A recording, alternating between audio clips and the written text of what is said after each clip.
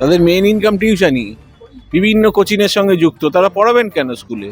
মানে বলছেন যে শিক্ষা ব্যবস্থাটা এখন বিজনেস। হ্যাঁ, বিজনেস, শিক্ষাটাই বিজনেস। আজকে ম্যাথ পরীক্ষা ও বাড়িতে কতটা প্রিপেয়ার করেছেন নিজেকে? এতে ভালো প্রিপারেশন আছে। এই যে সেমিস্টার সিস্টেম, সেখানে নানান প্রবলেম আছে, সিলেবাস শেষ হচ্ছে না, প্রচণ্ড ছুটি, তো সরকারের কি এগুলো নিয়ে একটু ভাবা উচিত? সরকারের সময় কোথায় এগুলো নিয়ে ভাবার করবে? তাহলে মানে ওদের স্টুডেন্টদের ভবিষ্যৎ অন্ধকারে যাচ্ছে, এগুলো নিয়ে সরকারের ভাবার সময় নেই?